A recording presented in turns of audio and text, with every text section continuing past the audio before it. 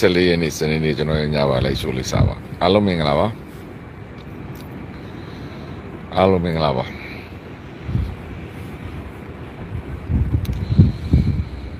တန်းတူညီမျှမှုနဲ့တန်းတူစဉ်းစားပုံကိုကျွန်တော်ဒီနေ့ဆွေးနွေးနေတာဖြစ်ပါတယ်တကယ်ချင်းမိတ်ဆွေချင်းပေါင်းသင်းကြတာပဲဖြစ်ဖြစ်ဆက်ဆံရေးတော့ကမှာစီးပွားရေးလုပ်ငန်းရှင်တွေပေါင်းတာပဲဖြစ်ဖြစ်လူမှုရေးလောကမှာပဲဖြစ်ဖြစ်ကျွန်တော်တို့ကတန်းတူစဉ်းစားရတာပါအပေါ်စီးကကျွန်တော်တို့ကပြောဆိုဆက်ဆံပြီးဆိုရင်ဒါဘယ်သူမှမကြိုက်ပါဘူးအားလုံးကဒီမျှတတစဉ်းစားရတဲ့အထက်ကနေပြီးတော့ကျွန်တော်တို့ပြိပခါတွေကိုဖြည့်ရှင်းရတာပါလူဖွဲ့စည်းတစ်ခုမှာဒါအများစုသောပြည်သူတွေကအုပ်ချုပ်မှုကိုလက်မခံတော့ဘူးပြောထားပြီးသားအဲ့တော့အုပ်ချုပ်မှုကိုလက်မခံဘူးပြောထားတဲ့အခါမှာဒီအုပ်ချုပ်မှုကိုအတင်းကျပ်ယူတဲ့လူတွေကသူတို့ရဲ့ဒီလောက်ရက်တိုင်းတက်ရောက်မှုတိုင်းမှာတံပြတက်ရောက်မှုရှိပါတယ်အဲ့ဒါကိုလက်မခံမဲနဲ့အတင်းကျပ်ပြုလုပ်ယူမယ်ဆိုရင်တော့ဒါပျက်စီးဆုံးရှုံးမှုပဲဖြစ်ပါတယ်ဒါကကျွန်တော်တို့ဒါဒီကတင်ရှားတဲ့အချက်ပါတရားမှုတိုင်းမှာတံပြတရားမှုရှိပါတယ်ဒါဒီတော့ဒါတင်ရှားတဲ့အချက်ပါကျွန်တော်တို့ဖက်ဒရယ်ရေးနဲ့ပတ်သက်ပြီးပြောဆိုနေတဲ့နေရာမှာအားလုံးတန်းတူပါဝင်ဖို့စဉ်းစားပြီးတဲ့နေရာမှာဒါကြောင့်လဲကျွန်တော်တို့ကအများသောသူလက်ခံပြီးဒီ Facebook အခြေခံဥပဒေရေးဖက်ဒရယ် Facebook ကိုပြောဆိုနေကြတာအဲ့ဒါကိုကျွန်တော်တို့ကအပိုင်းသုံးကြားကွဲပြီးဒေါ်လာရေးကာလ transition ကာလဒီပြန်လည်တည်ဆောက်ရေးကာလဆိုတဲ့ဟာမျိုးတွေနဲ့သွားနေရင်အလုံးမဖြစ်တော့ဘူးထင်ပါတယ်ပြောချင်တာကတိကျတဲ့သဘောတူညီချက်တစ်ခုလက်မှတ်ထိုးထားဖို့လိုအပ်နေပြီဒေါ်လာရေးကာလဖြစ်တဲ့အတွက်အားလုံးစုပေါင်းပြီးတော့ဒေါ်လာရေးမှာဝိုင်းဝန်းဖယ်ရှားကြမယ်ပြီးတဲ့အခါကျမှ transition ကာလရောက်လာတဲ့အခါကျမှဒီ transition ကာလမှာအများသဘောတူတဲ့ transition ဖွဲ့စည်းပုံကိုဆွဲပြီးအဲဒီချက်မှာဝင်လေမြင်သာမှုကနေနိုင်ငံတော်ကိုတည်ထောင်တဲ့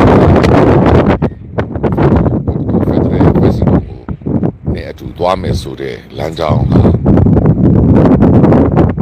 ဒီချစင်နာကြီးအလောအမတန်ကောင်းပါလေသို့တော်လည်းပထမဆုံးအချက်အနေနဲ့ဒီ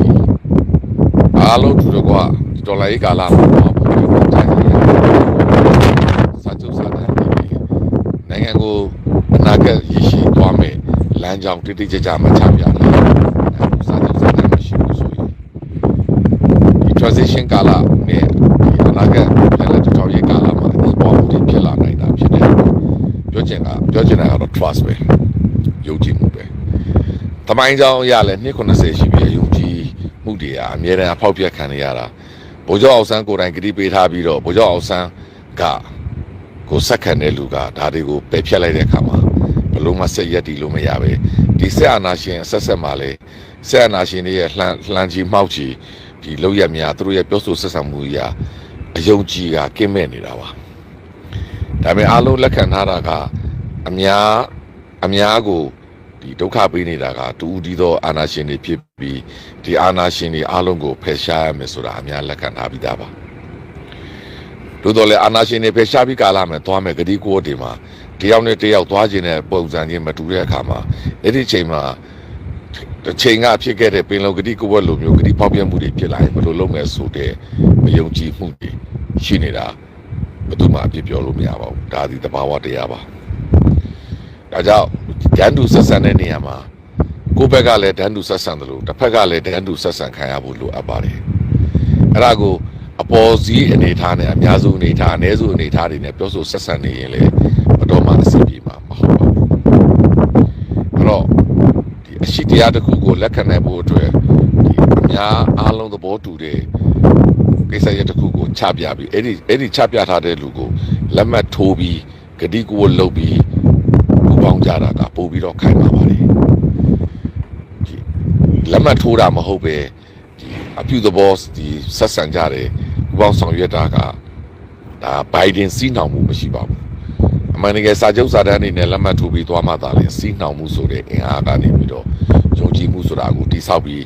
တစ်ချိန်ကြာရင်တစ်ခုခုအမှားယွင်းဖြစ်ခဲ့ရင်လေစာချုပ်စာတမ်းအရတို့ချုပ်ဆိုထားတာဖြစ်တဲ့အတွက်ဆိုတော့ထောက်ပြလို့ရပါတယ်သို့တော်လည်းပင်လုံစာချုပ်မှာတောင်စာချုပ်စာတမ်းအရချုပ်ဆိုထားတာတောင်တစ်ချိန်မှာထောက်ပြလာတဲ့အခါမှာအပြောင်းလဲတွေအများကြီးဖြစ်သွားတာကိုဒါအားလုံးကသိရှိထားပြီးသားဖြစ်ပါတယ်ဒါကြောင့်အဓိကကဒီ trust ယုံကြည်မှုရှိဖို့အတွက် level playing field ဆိုတဲ့ဒန်းတူရေးကိုစဉ်းစားဖို့လိုအပ်ပါတယ်အဲ့တော့ငါကဘယ်ဆုံးဖြတ်မယ်အများစုကဘယ်ဆုံးဖြတ်မယ်ဆိုတဲ့ကိစ္စရက်တွေတဲ့လူတိုင်းပါဝင်ဆုံးဖြတ်နိုင်ဖို့အတွက်အလွန်အမတန်အရေးကြီးပါတယ်ထိုနည်း၎င်းပဲတိုင်းပြည်မှာဒီအာဏာကိုအတင်းကျပ်ရယူလို့ခြင်းတွေကအာဏာတိဆောက်မှုကိုအမျိုးမျိုးကြောင့်အကြောင်းပန်းပြပြီးတိုင်းပြည်မှာပြည်သူတွေရွေးချယ်ထားတဲ့အစိုးရကိုဖြုတ်ချပြီးအဲ့ဒီပြည်သူရွေးချယ်ထားတဲ့အစိုးရတွေကိုထောက်သွင်းအကျဉ်းချပန်းစီနှိပ်စက်ညှဉ်းပန်းတပ်ပြတ်ပြီးအဲ့ဒါကိုမကျေနပ်တဲ့တော်လှန်နေတဲ့သူများကိုလည်းအကြမ်းဖက်တဲ့နည်းတွေနဲ့နှိမ်နင်းနေခြင်းကကောင်းကျိုးတဲ့ဆိုးကျိုးကိုပဲဖြစ်စေမှာအနှစ်90ခံလာရပြီးတဲ့အခါမှာအယုံကြည်မရှိတော့တာပါအဓိကကဒီကျော်ပိုင်ရှင်ကြီးများရဲ့ဒီจิตသုံးခဲ့တဲ့နီးပြူဟာတွေအားလုံးသူတို့သုံးခဲ့တဲ့ဒီပုံစံတွေအားလုံး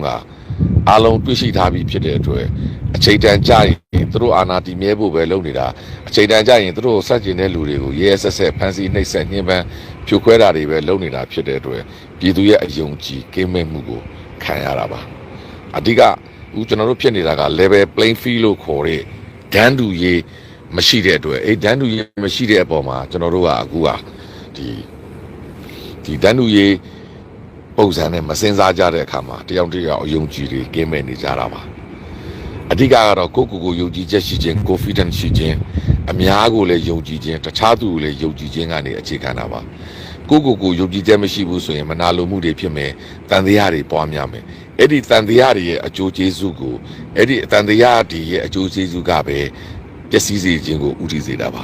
အကွဲကွဲပြက်ကိုဖြစ်စေတာပါဆိုလိုချင်တာကတော်လန်ရေးမှာကောင်းတာတွေအများကြီးရွေးပြောရင်ပြောလို့ရပါတယ်ဆိုးတာတွေကိုပဲထောက်ပြပြီးကောင်းတဲ့အချက်တွေကိုမေ့ပြောက်ထားပြီးဒီ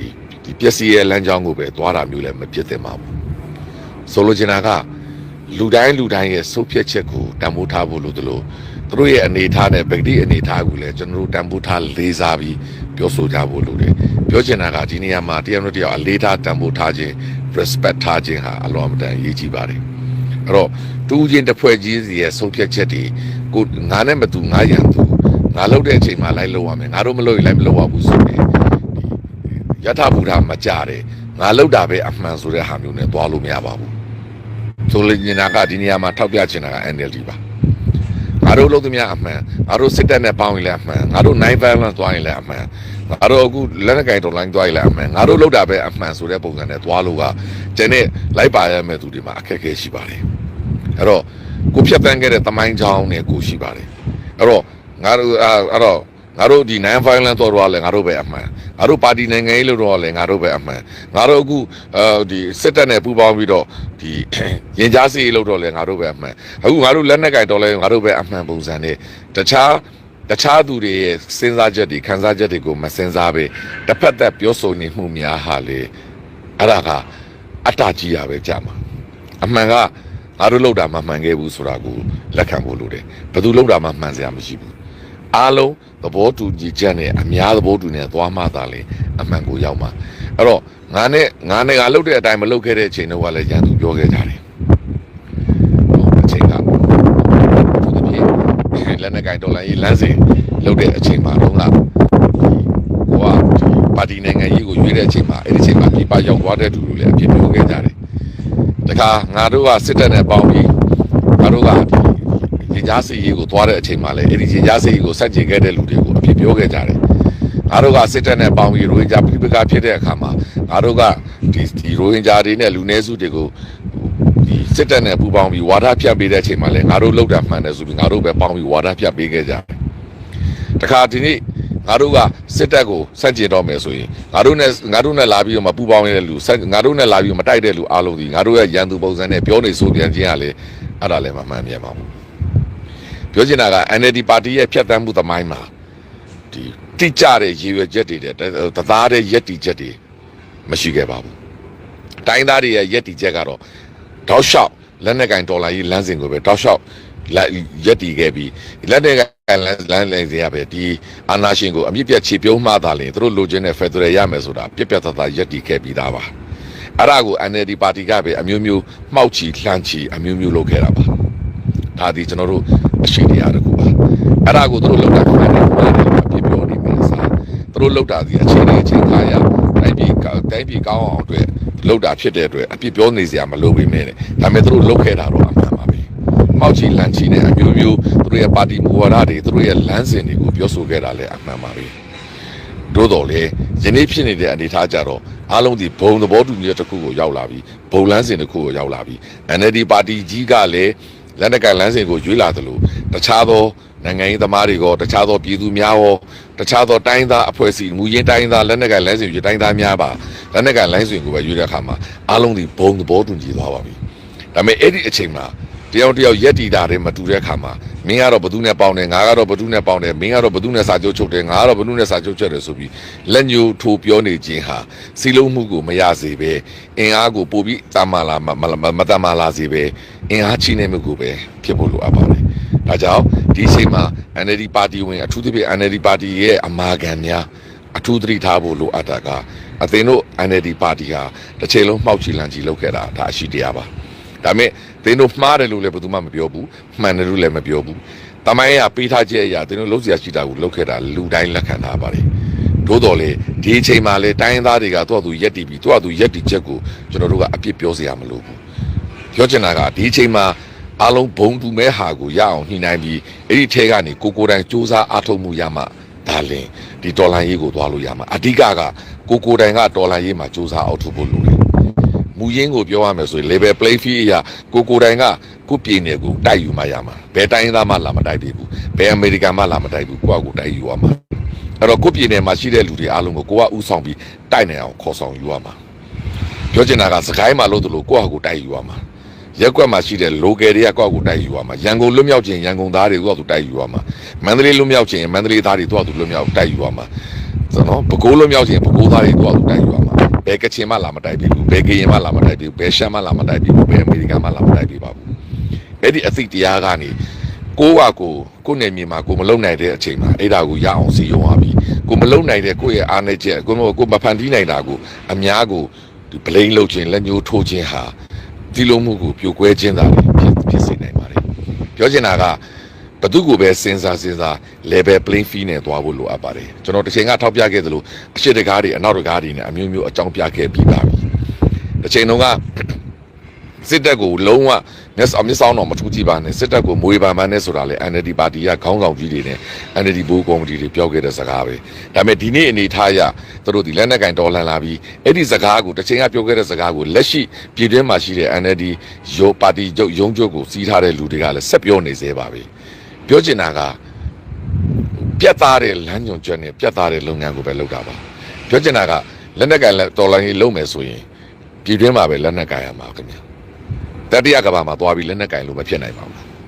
ဒါကလည်းလူတိုင်းလက်ခံထားပြီးသားပါတိုင်းသားတွေကလည်းတိုင်းသားဒေသခံပြည်သူတွေကနိုင်ငံတကာမှာဒုက္ခတွေအဖြစ်ရောက်ရှိသွားပြီးချီချနေသလိုတကယ်လက်နက်ကင်ထားတဲ့တိုင်းသားတွေကသူ့ဒေသမှာပဲသူရှိနေတာပါဒုနေကောင်ပဲကျွန်တော်တို့ဒီပြည်မမှာရှိတဲ့ဒီဗမာပြည်နယ်ကနိုင်ငံရေးသမားတွေအထူးသဖြင့် NLD တွေကလည်းပြည်မမှာပဲတိုက်တဲ့လူကရှိတယ်လို့ပြည်ပမှာလည်းသွားပြီးဒုက္ခတွေအဖြစ်နေထိုင်တဲ့လူတွေရှိမှာပါပဲတိုးတော်လေပြည်မမှာတကယ်လုံနေတဲ့လူကတကယ်ဥဆောင်ပါပြောချင်တာကပြည်မမှာတကယ်လုံနေတဲ့လူတွေကိုပြည်ပကနေပြီးတော့ကြိုးကန်ပြီးရမှုနဲ့အဝေးထိပ်ပြီးတော့ချိုးလို့ဆိုတာမဖြစ်ဘူး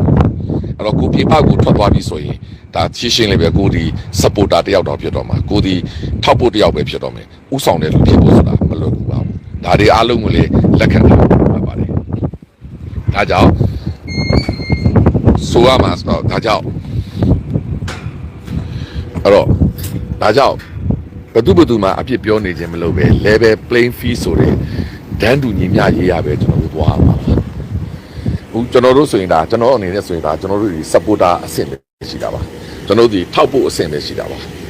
ဒီထောက်ဖို့အဆင့်ကနေပြီးတော့ကျွန်တော်တို့ကဟိုဒါရက်တည်နေရတာပါဒါကြောင့်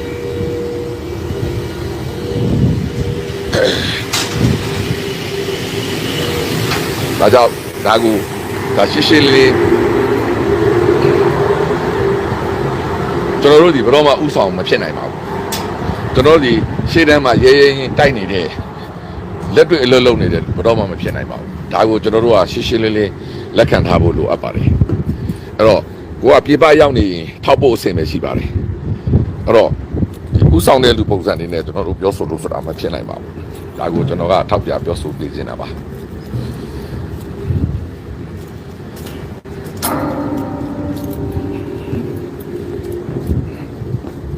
ဘိုးကြွနေလို့ပါနေရရွှေ့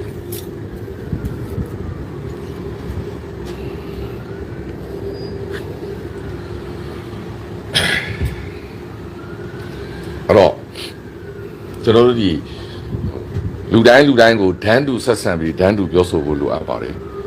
ကိုယုံကြည်ချက်ရှိဖို့လိုအပ်တယ်ဒီတော်လန်ရေးကနိုင်ပါဒီနိုင်တဲ့တော်လန်ရေးကိုတိုက်ရင်နိုင်ကိုနိုင်ပါအဲ့တော့နိုင်တဲ့တော်လန်ရေးကိုတိုက်အောင်နိုင်အောင်တိုက်မှာဖြစ်တဲ့အတွက်လူတိုင်းဒီယုံကြည်ချက်ရှိဖို့ပဲလိုအပ်တာပြောချင်တာက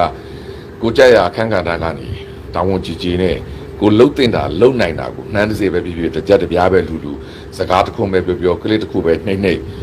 နောက်ဆုံးကျွန်တော်အမြဲပြောသလိုမေတ္တာကမ်ပိန်းပဲလှုပ်တော်လန်ရေးမှာပါနေဖို့ပဲလိုတာတော်လန်ရေးနဲ့ဝေးကွာသွားလို့မရဘူးကျွန်တော်တို့ဒီအာနာရှင်ကိုတော်လှန်နေတဲ့တော်လှန်ရေးဖြစ်နေတယ်ဆိုတဲ့အတိတတိအမြဲရှိနေဖို့လိုအပ်တာကျွန်တော်တို့ဒီငင်းချမ်းတဲ့လမ်းမှာဖျောင်းဒီမှုရပေါ်မှာကော်စောမှုရပေါ်မှာအိတ်နေတာမဟုတ်ပါဘူးကျွန်တော်တို့ဒီစူးခင်းသောလမ်းကိုဖြတ်သန်းနေတာပါမြောက်များစွာသောနိုင်ငံသူနိုင်ငံသားများဟာဒုက္ခရောက်နေတယ်ဆိုတဲ့အတိတရားမြောက်များစွာသောနိုင်ငံသူနိုင်ငံသားများဟာစားစရာမရှိဘူးဆိုတဲ့ဒုက္ခရောက်နေတဲ့အတိတရားမြောက်များစွာသောနိုင်ငံသူနိုင်ငံသားများဟာနေတူဝတိုက်ပွဲဝင်နေတယ်ဆိုတဲ့အတိတရားလေးတွေရှိဖို့ပဲလိုအပ်တာပါပြောချင်တာကဒန်းတူဆက်ဆံဖို့လိုတယ်ဒန်းတူအမြဲတမ်း level playing field ပဲဖြစ်ဖို့လိုအပ်တယ်ဟောငါလှုပ်တဲ့အချိန်မှာအမှန်ငါမလှုပ်တော့ဘူးဆိုရင်အမှားပြောချင်တာကဒါဆိုရင်တစ်ချိန်က NLD ကနော်ဒီအကြမ်းဖက်ပြည်လမ်းစဉ်လောက်ခဲ့တာမှန်သလားမှားသလားကျွန်တော်အမိပြောရင်မှန်တာပါပဲသူ့ချိန်နဲ့သူတော့မှန်နေမှာပဲဒါ NLD ပါတီက2008တဲ့ဝင်သွားသလားမှန်သလားမှားသလားသူ့ချိန်နဲ့သူမှန်နေမှာပဲ NLD ပါတီက2008ကနေပြီးတော့ဒီကျန်းသစ်စင်ဆူလိုက်တာမှန်သလားသူ့ချိန်နဲ့သူမှန်ပါပဲအဲ့ဒီချိန်မှာ NLD ပါတီကဒီစစ်တပ်နဲ့ပူးပေါင်းလိုက်တာစစ်တပ်နဲ့ပူးပေါင်းပြီးတော့ဒီရင်ကြားစေးလုပ်သလားမှန်သလားသူ့ချိန်နဲ့သူမှန်ပါပဲဒါပေမဲ့ NLD ပါတီမှားသွားတဲ့အချက်ကအဓိက NLD ပါတီကိုထောက်ခံတဲ့လူအဓိကမှားတဲ့အချက်ကရိုဟင်ဂျာ issue ပဲ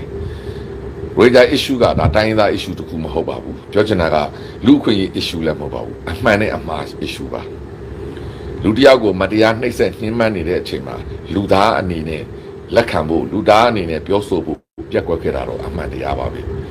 ပြီးတော့ဒီမိုကရေစီဆိုတဲ့လူအခွင့်အရေးစံနေတဲ့မှားယွင်းနေတာဒီမိုကရေစီနိုင်ငံမှာသွားမယ်ဆိုရင်တို့ဥပဒေမဲ့လှုပ်ချင်တိုင်းလှုပ်လို့မရဘူးဆိုတဲ့စံတွေ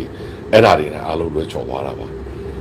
ပြောချင်တာကဟာငါတို့ကတော့လွဲချော်ခဲ့ပြီးငါတို့ကအခုမှတော့ဒါလေးကိုတောင်းပန်လိုက်ပြီးတော့ငါတို့အခုဆက်သွားတဲ့အခါမှာငါတို့လည်းလာမပူပေါင်းတဲ့လူအားလုံးငါရန်သူဆိုပြီးလှုပ်လို့မရပါဘူးပြောချင်တာဟာအမြဲတမ်းအချိန်ခါရသွားနေတာဖြစ်တဲ့အတွက်အပြောဆိုသတိထားဖို့လိုပါတယ်ထုံနည်း၎င်းပဲတိုင်းရင်းသားတွေလည်းထုံနည်း၎င်းပါပဲတိုင်းသားလက်နက်ကိုင်များကလည်းသူ့အချိန်ခါနဲ့သူပြည်မမှာရှိတဲ့ဒီ NLD ပါတီရဲ့အရွေနဲ့သူတို့ကလိုက်ရွေရတာပါ NLD ပါတီကစစ်တပ်နဲ့ပေါင်းသွားရင်သူတို့လည်းစစ်တပ်နဲ့လိုက်ပေါင်းအောင်ပါတယ် NLD ပါတီကပြည်တွင်းမှာအကုန်လုံးထောင်ထဲရောက်နေရင်သူတို့လည်းသူတို့ရက်တည်ဖို့အတွက်စစ်တပ်နဲ့ငြိမ်းချမ်းရေးထိုးရပါတယ် NLD ပါတီကအဲ့ဒီချိန်မှာဘာမှပြည်တွင်းမှာမတက်နိုင်တဲ့အချိန်မှာသူတို့လည်းအဲ့ဒီချိန်မှာတရုတ်အားကိုပြီးတော့လက်နက်တိဆောက်ရေးတွေလုပ်ခဲ့ရတာပဲတရုတ်အားကိုပြီးတော့သူတို့ရှင်သန်ရေးတွေနဲ့သူတို့ကိုအပိသက်မချီမုန်းအောင်စစ်တပ်ကိုတရုတ်နဲ့ဖိအားပေးခိုင်းခဲ့တာပဲဒုံလေးကောင်းမဲ့ NLD ပါတီကအင်အားကောင်းလာပြီးနိုင်ငံရေးမှာအာဏာရလာတဲ့အခါမှာလည်း NLD ပါတီနဲ့ပူးပေါင်းပြီးသူတို့အတက်နိုင်ဆုံးကောင်းဖို့ကြိုးစားခဲ့ကြတာပဲအခါဒီနေ့ NLD ပါတီကစစ်တပ်ကအာဏာသိမ်းလိုက်ပြီးထောင်ထဲကိုရောက်သွားတဲ့အခါမှာဒေါ်လာရေးပြန်လုပ်တဲ့အချိန်မှာလေသူတို့ဒီအကောင်းဆုံးအနေထားနဲ့ NLD ပါတီနဲ့ပူးပေါင်းဆောင်ရွက်မှုလုပ်တယ်ဒေါ်လာရေးမှာလည်းပူးပေါင်းဆောင်ရွက်သူတို့ရဲ့ဘဝရှင်သန်ရေးအတွက်လည်းငကိုသူတို့ဂတိကုဝတ်တွေပေးထားတဲ့စာချုပ်စာတမ်းတွေလုပ်ထားတဲ့တရုတ်နဲ့ကောစစ်တပ်နဲ့ကောသူတို့ကသွားအောင်ပါပဲပြောချင်တာကတိုင်းသားတွေကသူတို့မရမချင်းသူတို့ဒေသကတွေတဖွာမှမခွာပဲတိုင်းပါအဲ့ဒီနီးတိုင်းကျွန်တော်တို့ဘက်ကလည်းမရမချင်းတဖွာမှမခွာပဲတိုင်းသားနီးသူဘလောက်ကြာတိုက်မယ်ဆိုတဲ့စိတ်သက်ရှိလာရင်တိုင်းသားတွေလည်းစစ်တပ်နဲ့ပေါင်းစရာအကြောင်းမရှိတော့ တိုင်းသားတွေလည်းတရုတ်နဲ့ပေါင်းစရာအကြောင်းမရှိတော့ဘူးအဲ့ဒါကိုကျွန်တော်တို့ဘက်ကလက်တွေ့လုပ်ပြရမှာတိုင်းသားတွေဘက်က290ကြာလက်တွေ့တဖွာမှမခွာပဲလုပ်ခဲ့ပြီးပြီဒီနေရာမှာစစ်တပ်နဲ့ပေါင်းပြီးစီးပွားရေးလုပ်တဲ့တချို့တိုင်းသားတွေရှိတယ်လို့စစ်တပ်နဲ့ပေါင်းပြီးစီးပွားရေးချမ်းသာနေကြတယ်မတရားဖြစ်နေကြတယ်တခြားဒီပြည်သူစစ်တွေလည်းရှိမှာပဲဒါတွေကတက္ကနာပါဒါမဲ့တေးကြတစ်ခုကသူတို့ဒေသကနေတဖွာမှမခွာပဲတိုက်တာပြောချင်တာကဆင်းရဲဒုက္ခကိုခံတော့မှာမျိုးပြဆိုတဲ့အတွေးခေါ်တယ်ငါတို့တစ်ချိန်ကရွှေထီးဆောင်ခဲ့တယ်ရန်ကုန်မြို့မှာကားနဲ့နေခဲ့တယ်စိန်နဲ့နေခဲ့တယ်တိုက်နဲ့နေခဲ့တယ်အေးဆေးစားခဲ့ရတယ်အေးဆေးတသားရနေခဲ့ရတဲ့ဘဝတွေကတော့ဒေါ်လာကြီးမှာလာလျှောက်လို့မရပါဘူးဒေါ်လာကြီးဆိုတာအတိုင်းသားများတိုက်တယ်လို့ဒီပြည်မှာတကယ်တိုက်နေရတာဖြစ်တယ်အစားဆင်းရဲမယ်ဒုက္ခရောက်နေခက်ခဲမယ်ကြမ်းတမ်းမယ်ဆိုတာကြုံတွေ့ရမှာအဲ့ဒီအစားဆင်းရဲခြင်းခက်ခဲခြင်းကြမ်းတမ်းခြင်းကိုဘလောက်ထိကိုကရက်တည်နိုင်ပါလဲတိုင်းသားတွေကတော့အနှစ်90ရက်တည်ထားပြီကိုလည်းမရမချင်းသွားပါလားတို့ဒီမဟုတ်ပဲအရင်တော့အရင်လူများထုံးစံဥနုတို့ထုံးစံအရင်လူများ NCGB လို့ထုံးစံမရမချင်းမသွားပဲအချိန်တိုင်းပြည်တွင်းကိုပြန်သွားမယ်ပုံစံနဲ့သွားမှာလားဒါတွေအားလုံးဒီ trust ပါပြောရဆိုဒီအများကြီးပြောစရာရှိတယ်ဒါဒီကျွန်တော်နိုင်ငံရဲ့ဒီတကယ်သမိုင်းကြောင်းပါဒါကြောင့်ကျွန်တော်တို့ဒီကိုယုံကြည်ချက်ရှိဖို့လိုတယ်ငါတို့ဒီတော်လန်ရေးကိုမနိုင်မချင်းတိုက်မှာဒါပေမဲ့ရွေးချယ်ထားတာဖြစ်တဲ့အတွက်မြေပြင်မှာတိုက်တဲ့လူရှိသလိုဒီထောက်ပို့လုပ်မဲ့လူရှိသလိုအခုလိုပြောဆိုနေတဲ့လူလည်းရှိနေပါပဲဒီနေရာမှာတယောက်ပြောဆိုနေကြတာဒီကိုအထူးသတိထားစေချင်ပါတယ်ငါတို့ကတိုက်လို့ငါတို့ကပိုအရေးကြီးတယ်ငါတို့ကပတ်စံရှာနိုင်လို့အရေးကြီးတယ်မင်းတို့ကစကားပဲထိုက်ပြောနေတယ်ဆိုတဲ့အပြောမျိုးဟာစစ်တပ်အကြိုက်ပါအဲ့ဒီအပြောမျိုးလေးကိုလည်းရှောင်ဖို့လိုအပ်ပါတယ်တော်လန်ရေးမှာဘသူမှအရေးမကြီးပါဘူးအားလုံးတန်းတူပါအဲ့ဒါတာတူညီမျှမှု level play field ကိုပြောချင်တာပါအဲ့တော့မင်းတို့ကလက်တွေ့လည်းမပြောဘူးမင်းတို့ပဲထိုင်ပြောနေတယ်ငါတို့ကတော့ပတ်စံရှာနေရတယ်ငါကတော့ပတ်စံဘယ်လောက်ရှာရတယ်ငါကတော့မြေပြင်မှာဘလို့တိုက်နေရတယ်ဘလို့အသက်ဆုံးရတယ်တယောက်ဂုံပြိုင်နေကြမယ်ဆိုရင်စီးလုံးညီညွတ်မှုပြိုကွဲခြင်းပါအရာတိုင်းမှာအကုန်လုံးသူ့နေရာနဲ့သူရှိနေဖို့လိုတယ်သူ့နေရာနဲ့သူအဝင်ခွင့်ချရှိမှသာလေအထူးသဖြင့်လွတ်လပ်တဲ့မီဒီယာတွေလွတ်လပ်တဲ့ပြောဆိုနေမှုတွေနဲ့လွတ်လပ်တဲ့ဝေဖန်မှုတွေရှိနေမှသာလေကျွန်တော်တို့ဒီတော်လိုင်းကြီးမှာတောက်တဲ့နေရာကပြည့်စုံမှာဖြစ်ပါတယ်အာဏာရှင်တွေကအဲ့လိုပြောမယ်ဆိုတဲ့လူတွေကိုအတန်ပိတ်စေချင်တာအာဏာရှင်တွေလုပ်ပါဒါကြောင့်ပြောတဲ့ဆိုတဲ့နေရာမှာလူတိုင်းကိုကသူ့နဲ့သားတယ်ငါကပတ်စံပူရှာနိုင်လို့သားနိုင်တယ်ငါကတော့ဘလောက်တိုက်နေလို့သားတယ်ငါကတော့မြေပြင်မှာဘယ်လိုတိုက်နေလို့ငါသားတယ်မင်းတို့ကတော့ဘာအလုံးမလုပ်ဘူးဆိုတဲ့အချိုးမျိုးတွေပြောနေကြခြင်းများဟာစီလုံးညီမှုကိုပြိုကွဲစေမှာပါအခုရပိုင်းပေးမှာဖြစ်နေကြသောပဋိပက္ခများမှာဒါမျိုးပြောဆိုမှုတွေအများကြီးဖြစ်နေပါပြီအဲ့ဒါတွေအားလုံးဒီတော်လှန်ရေးအတွက်အကြောင်းပါအဲ့ဒါအားလုံးဒီတော်လိုင်းကြီးမှာပါဝင်နေတဲ့သူများအားလုံးကိုမပါဝင်နိုင်အောင်အတန်တိတ်သွားအောင်တစ်ဖက်တစ်လမ်းကတစ်ဖက်လှည့်နဲ့ချင်းချောက်တယ်လို့မျိုးဖြစ်နေပါတယ်အထူးသတိထားဖို့လိုအပ်ပါတယ်လူတိုင်းအရေးကြီးတယ်ကိုတယောက်တည်းအရေးကြီးတာမဟုတ်ဘူး NUG မှာရှိတဲ့သမရကြီးနဲ့ဝန်ကြီးတွေအရေးကြီးသူလို့မြေပြင်မှာရှိတဲ့ပြည်သူတယောက်လည်းအရေးကြီးတယ်ထိုနည်း၎င်းပဲထောက်ဖို့တယောက်လည်းအရေးကြီးတယ်အခုလိုပြောဆိုနေတဲ့လူတွေလည်းအရေးကြီးတယ်သတင်းမီဒီယာမှာဝေဖန်သုံးသပ်သူလည်းအရေးကြီးတယ်အမှန်တရားကိုရက်တည်ပေးနေတဲ့လူလည်းအရေးကြီးသလိုနေ့တိုင်းဖျားမှာစုတောင်းပေးနေတဲ့ပြည်သူတူးချင်းတွေလည်းအရေးကြီးပါတယ်ကျွန်တော်တို့ဒီစုပေါင်းအားနဲ့သွားမှာပါတယောက်ဂုံပြန်ရမယ့်နေရာဂုံစားရမယ့်နေရာမဟုတ်ပါဘူးအဲ့ဒါကိုလည်းအထူးသတိထားဖို့လိုပါတယ်အဲ့ဒါအရာအားလုံးဒီကျွန်တော်တို့ဒီ level playing field လို့ခေါ်တော့ dan တူစဉ်းစားဖို့လိုအပ်ပါတယ်တက်ရောက်မှုတိုင်းမှာတန်ပြန်တက်ရောက်မှုရှိပါတယ်ပြောဆိုတော့မှုတိုင်းမှာလည်းတန်ပြန်ပုတ်ဆိုမှုရှိပါတယ်ပြောချင်တာကလူတိုင်းကို respect လုပ်ဖို့လိုအပ်ပါတယ်လူတိုင်းရဲ့စဉ်းစားပုံကို respect လုပ်ဖို့လိုအပ်ပါတယ်ငါလုံးမှာငါပါတီလုံးမှာငါအဖွဲ့အစည်းလုံးမှာငါတိုင်းရင်းသားလုံးမှာနော်ငါ NUG လုံးမှာငါလုံးမှာဆိုတဲ့ငါဇွဲတွေပြောက်ဖို့လိုအပ်တယ်ငါဇွဲတွေအတ္တဇွဲတွေမာနဇွဲနေနဲ့ကျွန်တော်တို့သွားကြမယ်ဆိုရင်ကျွန်တော်တို့ဒီတော်လှန်ရေးမှာကောင်းကျိုးတဲ့ဆိုးကျိုးပဲဖြစ်စေမှာပါဒါကိုအာဏာရှင်တွေကလုပ်ချင်တာအာဏာရှင်တွေကကျွန်တော်တို့ဝါးစည်းပြေအောင်လုပ်နေတာကျွန်တော်တို့ဝါးစည်းပြေလေသူတို့ကျင့်တယ်လေပဲဝါးစည်းပြေဝါတစ်ချောင်းနဲ့ရှိရင်သူတို့ဒူးနဲ့ချိုးတယ်ခဏတစ်ချောင်းနဲ့ချိုးမယ်အစည်းလိုက်ဆိုသူတို့ချိုးလို့မရဘူးဒါဒီကျွန်တော်တို့မူလတန်းကျောင်းတဲက၄တန်းမှာတည်းကကျွန်တော်သင်ခဲ့ရတဲ့သင်ခန်းစာပါကျွန်တော်တို့ဒီဝါးစည်းပြေလို့မရပါဘူးပြောချင်တာကအချင်းချင်း respect ပေးပါRanger ကလည်းတခြားလူများစုကို respect ပေးလို့တခြားလူကလည်း respect Ranger ကို respect ပေးရမယ်ထုံနည်း၎င်းပဲလူနည်းစုကလည်းလူများစုကို respect ပေးတယ်လို့လူများစုကလည်းလူနည်းစုကို respect ပေးမယ်လူများစုအချင်းချင်းကလည်းအချင်းချင်း respect ပေးရမယ်တိုင်းသားအချင်းချင်းကလည်း respect ရှိရမယ်လူတိုင်းဒီစကားကိုလက်လွတ်စပယ်ပြောချင်တာပြောလို့မရပါဘူးအပြစ်တင်တာအလွန်မတန်လွယ်ပါတယ်ဒါပေမဲ့အပြစ်တင်လို့ကျွန်တော်တို့အကျိုးမရှိပါဘူး ကျွန်တော်တို့အကောင်းဆုံးဖြစ်အောင်ပူပေါင်းဆောင်ရွက်ဖို့ပဲလိုအပ်တာအဲ့တော့လူတိုင်းရဲ့ဖြစ်တည်မှုတွေယက်တည်ချက်တွေသူတို့လျှောက်ခဲ့တဲ့တမိုင်းချောင်းကိုလျှောက်ခဲ့တဲ့တမိုင်းချောင်းတွေကိုလက်ညှိုးထိုးနေလို့မနိုင်ပါဘူးအဲ့လိုလက်ညှိုးထိုးဖို့အတွက်အာဏာရှင်တွေကအကုန်လုံးကိုခွဲထားတာအဲ့ဒီခွဲထားတဲ့အရာအလုံးကိုကဆက်ပြီးတော့အာဏာရှင်ရဲ့ပုံစံတွေအာဏာရှင်ပြောတဲ့ပုံစံတွေအာဏာရှင်ဘက်ကပြောနေတဲ့လေသံတွေကိုကိုချင်းချင်းပြောနေကြတာကိုဝမ်းနေဖို့ရတွေ့ရတယ်အာဏာရှင်ဘက်ကပြောနေတဲ့လေသံတွေအတိုင်းပဲကျွန်တော်ပြောချင်တာကစိတ်ဓာတ်တွေမပြောင်းကြသေးဘူး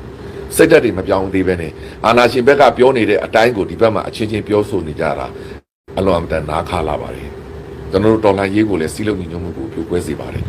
ပြောချင်တာကကိုလုံးနိုင်လောက်ပါမလုံနိုင်ရင်လည်းတတ်နိုင်တယ်လောက်ပါအမြဲတမ်းလုံနေဖို့ပဲလုပ်တယ်ကိုကိုယုံကြည်ချက်ရှိကြပါအဲ့တော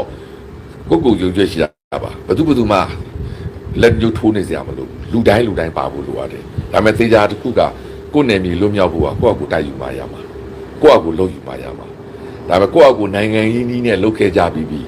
NLD လည်းဆုံးဖြတ်ခဲ့ပြီးတခြားပြည်တွင်းပါတီလည်းအများကြီးဆုံးဖြတ်ခဲ့ပြီးမရတာမရလို့တော်လိုင်းရေးကိုသွားမယ်ဆိုရင်လူတိုင်းတိုက်မှရမှာပြောချင်တာကညှို့ကြီးသားများဘသူမှအသိတို့ကိုလာမတိုက်ဘူးကိုယ့်အကူတိုက်မှရမှာလူတိုင်းကိုယ့်လိုကိုလုံမှရမှာဘသူမှလာမလုပ်ဘူးပြောချင်တာကစကိုင်းသားတွေစကိုင်းတော့သူရင်းတာပဲစကိုင်းသားတွေရင်းလို့စကိုင်းတွေလုံမြောက်မှုရတာစကိုင်းသားတွေအများကြီးပေးဆက်ရတယ်ပြောချင်တာကဘသူမှစိန်ခံပြီးတော့လာမလုပ်ဘူးလူဘာလို့တနိုင်ငံလုံးလွတ်မြောက်ဖို့လုပ်နေတာဖြစ်တဲ့အတွက်လူတိုင်းစူးစမ်းရမှာပြောချင်တာကကိုယ့်ကိုမတိုက်နိုင်ဘူးဆိုရင်တော့အဲ့ဒီမြို့ကြီးသားတွေကပတ်စံတော်ပေးဖို့လိုပါတယ်ကိုယ့်ကိုတိုက်ပေးမဲ့လူကိုတော့ထောက်ပံ့ဖို့လိုပါတယ်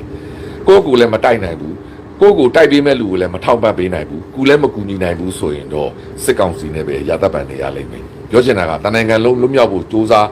နေကြတာဖြစ်တဲ့အတွက်အားလုံးစုပေါင်းအင်အားနဲ့သွားမှသာလေကျွန်တော်တို့အများဆုံးနိုင်ပါအဲ့တော့မြန်ပြီးကျင်တယ်ဆိုရင်မြန်ဝင်ပါမှရမှာမြန်ပြီးကျင်တယ်ဆိုရင်မြန်ဝိုင်းထောက်ပံ့မှရမှာမြန်ပြီးကျင်တယ်ဆိုရင်မြန်ကျွန်တော်တို့သူစီးလုံးမှရမှာပြောချင်တာကစစ်ကောင်စီဘက်ကပြောနေတဲ့လေသံတွေတိုင်းပြောနေကြပြီပြောချင်တာကစိတ်ဓာတ်တွေမပြောင်းဘူးအဖြူပဲဖြစ်ဖြစ်အနီပဲဖြစ်ဖြစ်အစိမ့်ပဲဖြစ်ဖြစ်အဝါပဲဖြစ်ဖြစ်အပြာပဲဖြစ်ဖြစ်အမဲပဲဖြစ်ဖြစ်အကုန်လုံးဒီစိတ်ဓာတ်တွေဖြစ်နေတာအဲ့ဒါကလည်းကျွန်တော်တို့ဘယ်သူမှပြင်မပြောဘူးစစ်အာဏာရှင်စနစ်ရဲ့ကျွန်တော်တို့ပြည်သူတွေကိုစနစ်တကျရိုက်ချိုးထားသောအတွေးခေါ်များရိုက်ချိုးထားသောပွင့်လင်းမြင်သာမှုများရိုက်ချိုးထားသောပညာရေးစနစ်များရိုက်ချိုးထားသောဓလေ့များရိုက်ချိုးထားသောရည်ကြည်မှုများအရာတို့ဖြစ်နေတာအဲ့ဒါကိုကျွန်တော်တို့အထူးသတိထားဖို့လိုအပ်ပါတယ်ဆိုကဲစီမြဲစီပါပြောချင်တာက level playing field ဆိုတာလူတိုင်းကို level ဆက်ဆံဖို့လိုတယ်အဲ့ဒါကိုလူသားချင်းစာနာမှုလို့ခေါ်တယ်လူကိုလူလိုမြင်ဖို့လိုတယ်ကိုနာတတ်တယ်လို့သူများနာတတ်တယ်ကိုပြောတတ်တယ်လို့သူများပြောတတ်တယ်ကိုခံစားတဲ့သူများလက်ခံစားနိုင်တယ်ကိုဒုက္ခရောက်သူများရောဥမာကိုသားသမီးမှာကိုသားသမီးသူများသားသမီးကြတော့မီးရှို့တယ်ဆိုတာအဲ့ဒါကိုချင်းစာတရားပြောင်းနေဒါကိုဆိုလို့ချင်တာအားလုံးဒီ level playing field ပါတိုင်းသားတွေလည်းလူပဲကျွန်တော်မြေပြောသလိုပဲနေဆက်ဒေသတွေမှာကလေးတွေတောင်းမတက်ရဘူးဖင်တိုးလုံးတွေနဲ့ဆော့နေရတဲ့အချိန်မှာရန်ကုန်မြို့မှာကြတော့ကျူရှင်တွေနဲ့အထူးဝိုင်းတွေနဲ့စီကားနေကြတယ်ဒါတွေအားလုံးမမေ့လိုက်ပါနဲ့ပြောချင်တာကအားလုံးဒီဒန်းတူပါအဲ့တော့တရားအလေးထားဖို့တယောက်ဆက်ဆံဖို့ပြောတာဆိုတာအချင်းချင်းမချင်တဲ့လူပြောရင်တော့သတိထားပြောပါအခုကအာနာရှင်တွေပြောနေတဲ့လေသံတွေနဲ့ပြောနေကြပြီငါကတော့ဘလောက်ရှာတယ်ငါကတော့ဘလောက်တိုက်တယ်ငါကတော့လက်နဲ့ဘလို့ရတယ်မင်းတို့ကဘာလိုင်းလုပ်နေလဲဆိုတဲ့အချိုးမျိုးတွေစလာပါပြီပြောချင်တာကအဲ့ဒီအချိုးမျိုးတွေကလူခဲ့တဲ့နှစ်တည်းမဖြစ်အောင်ကျွန်တော်ထိန်းခဲ့တယ်အခုတော်လိုင်းရေးကြာလာတဲ့အခါမှာလက်ညှိုးစထိုးတာတော်လိုင်းရေးကိုအပြစ်တင်ကြတာပြီးတော့အာနာရှင်တွေလေသံတိုင်းတယောက်အာနာရှင်တွေရဲ့စကားတွေနဲ့သုံးနေကြတာအဲ့လိုအာနာရှင်လေသံတွေအာနာရှင်စိတ်ဓာတ်တွေနဲ့အာနာရှင်ကိုဘယ်လိုတော်လာမှလဲဒီမိုကရေစီဆိုတာပါဇက်နဲ့ပြောလို့မရဘူးဖက်ဒရယ်ဆိုတာပါဇက်နဲ့ပြောလို့မရဘူးလက်တွေ့လို့ပြရမှာအဲ့တော့တော်လိုင်းရေးမှာရှေ့တန်းကဥဆောင်နေတဲ့လူတွေကိုယ်တိုင်ကအခုလက်လွတ်စပယ်တွေပြောနေကြပြီအလွန်အတန်ဝမ်းနေစရာပါအဲ့တော့အထူးသတိထားပါပြောချင်တာကဘသူမှမသားဘူးဒီလိုလိုက်မှာဘသူမှလည်းဆရာမဟုတ်ဘူးကျွန်တော်အမြဲပြောပြီးသား NUGT ပြည်သူကိုတောင်းပန်ရမှာအမြဲတမ်းရှိခိုးရမှာပြည်သူတွေအမြဲမှန်ကျွန်တော်နိုင်ငံသူနိုင်ငံသားများတွေအမြဲမှန်တာကျွန်တော်နိုင်ငံသူနိုင်ငံသားများတွေစစ်စည်းစနစ်ဆိုခစ်ဆိုအောက်မှာဒုက္ခမျိုးစုံခံစားပြီးဒါပေမဲ့ဆက်ပြီးတော့အဲ့ဒုက္ခတွေကိုကျွန်တော်တို့ကဒုက္ခရဖို့အတွက်ကျွန်တော်တို့ရုန်းကန်ရအောင်လေရုန်းကန်ဖို့လိုအပ်တယ်ဘုဒ္ဓထိုင်နေလို့တော့ဘာမှမဖြစ်ဘူးအ ਨੇ ဆုံးနိဗ္ဗာန်ရဖို့တော့အ ਨੇ ဆုံးဖရာတော်ထားရှိခိုးအောင်ပါပဲပတိလေးတော့ကောက်စေရအောင်ပါပဲဥပုပ်လေးတော့စောက်အောင်ပါပဲဖရာလေးတော့ရှိခိုးအောင်ပါပဲအဲ့တော့နိဗ္ဗာန်ရောက်ချင်ဖို့ဆိုရင်ကောင်းချင်တယ်ဆိုရင်တော့အ ਨੇ ဆုံးလုံရတစ်ခုတော့လိုအပ်တယ် ဆုတောင်းနေရုံနဲ့လည်းမဖြစ်ပါဘူးအဓိကအရေးကြီးဆုံးချက်ဒီယုံကြည်ချက်ပါကျွန်တော်တို့ကိုယုံကြည်ကြပါကျွန်တော်ဒီဒေါ်လာရေးတွေနိုင်မှာမနိုင်နိုင်အောင်တိုက်မှာနိုင်တဲ့နေ့ထိတိုက်မှာဒီစစ်အာဏာရှင်တွေကိုအမြင့်ပြုတ်တဲ့ထိကျွန်တော်တို့တိုက်မှာကျွန်တော်တို့နိုင်ငံမှာတာယာသောလူပေါင်းဒီမိုကရေစီစနစ်ကြီးကိုမရတဲ့ထိဆောက်မှာလူတိုင်းဖက်ဒရယ်ရဖို့အတွက်ကျွန်တော်ဒီဆောက်မှာတိုင်းသားတွေအားလုံးကိုယ်ပိုင်အုပ်ချုပ်ခွင့်နဲ့ကိုယ်ပိုင်နိုင်ငံကိုဖြစ်စေချင်တာတော့သူနိုင်ငံမလိုချင်လို့တော့သူကျွန်တော်တို့နဲ့ပူးပေါင်းလာတဲ့ကလားကျွန်တော်အမြင်ကျွန်တော်တီးသန့်သဘောထားကျွန်တော်ရဲ့တူတဲ့သဘောထားတွေသူတို့နိုင်ငံယူသွားလဲကျွန်တော်ကတော့ဝမ်းမနေဘူးသူတို့ရတင်ရထိုက်တဲ့အခွင့်အရေးကိုကျွန်တော်တို့ကဘာမှတားစရာမရှိဘူးသူတို့အခွင့်အရေးရကူကသူတို့ပူးပေါင်းခြင်းပူးပေါင်းမယ်သူတို့ခွဲထွက်ခြင်းသူတို့သဘောကျွန်တော်တို့သဘောမဟုတ်ဘူးအဲ့တော့အဲ့လိုမျိုးစိတ်ဓာတ်တွေနဲ့အားလုံးသွားဖို့လိုအပ်တယ်ကျွန်တော်တို့အဲ့ဒါမှလည်းကျွန်တော်တို့ထုံးသစ်တဲ့အတွေးခေါ်အသစ်တွေနဲ့နိုင်ငံအသစ်ကိုတည်ဆောက်လို့ရမှာဘယ်သူမှဒါကိုလက်ဝကြီးအုပ်လို့မရဘူးဘယ်သူမှဆုံးဖြတ်ပြီးလို့မရဘူး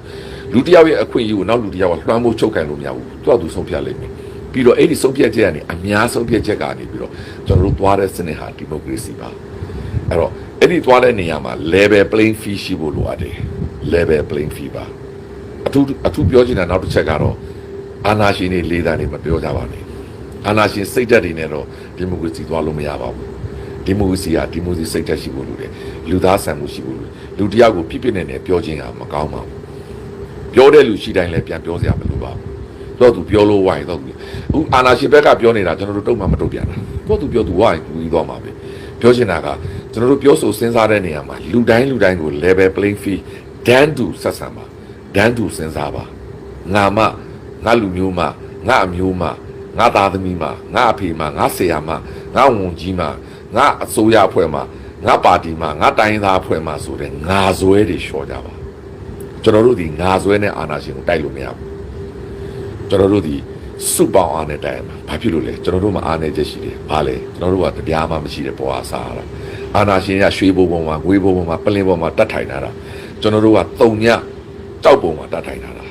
အဲ့တော့ကျွန်တော်တို့ဒီစုပေါင်းအားနဲ့စုပေါင်းရန်ပုံငွေတွေနဲ့စုပေါင်းအင်အားနဲ့စုပေါင်းလူအင်အားနဲ့စုပေါင်းညီညွတ်မှုနဲ့မှသွားမှရမှာအဲ့ဒီစုပေါင်းဆိုတဲ့နေရာမှာနိုင်ငံသူနိုင်ငံသားသန်း50လုံးပါတယ်တိုင်းသားအားလုံးပါတယ်လူနည်းစုလူများစုဒီမြန်မာနိုင်ငံမှာမှီတင်းနေတိုင်းကြတော့သူများအားလုံးနဲ့ဆိုင်တယ်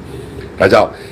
မြန်မာနိုင်ငံရဲ့အရေးဟာကိုယ့်အရေးအဲ့ဒီသန်း50လုံးတည်ရင်ထဲမှာရှိဖို့လိုတယ်သန်း50လုံးရင်ထဲမှာတောကတွေရှိဖို့လိုတယ်စိတ်ပူပန်မှုတွေရှိဖို့လိုတယ်အဲ့ဒါဆူတောင်းပေးဖို့လိုအပ်တယ်အရှုံးနိုင်ကိုအမြဲတမ်းစိတ်ဝင်စားနေဖို့လိုအပ်တယ်လူတိုင်းနဲ့ဆိုင်တဲ့ကိစ္စပါပြောချင်တာကဘယ်သူမှလာပြီးကိုယ့်ဘဝကောင်းအောင်လာမလုပ်ဘူးဘယ်နိုင်ငံမှလည်းမရခဲ့ဘူးအမေရိကန်လည်းတော့သူလုပ်ယူခဲ့တာအင်္ဂလန်လည်းအင်္ဂလိပ်လည်းတော့သူလုပ်ယူခဲ့တာပြင်သစ်လည်းတော့သူလုပ်ယူခဲ့တာတရုတ်လည်းတော့သူလုပ်ယူခဲ့တာမလေးရှားလည်းတော့သူလုပ်ယူခဲ့တာအိန္ဒိယလည်းတော့သူလုပ်ယူခဲ့တာယူရကိုယ့်အကူလုပ်ယူမှရမှာဘယ်သူမှလာမလုပ်ဘူးဘယ်သူမှအာမကူနဲ့ကိုယ့်အကူအားကိုရမှာကိုယ့်နေမြေလုံးပွဲကိုကိုယ့်အကူလုပ်ယူရမှာဒါလေးကိုကျွန်တော်တင်ပြပေးလိုက်ရပါတယ်အားလုံးမင်္ဂလာပါကျေးဇူးအများကြီးတင်ပါတယ်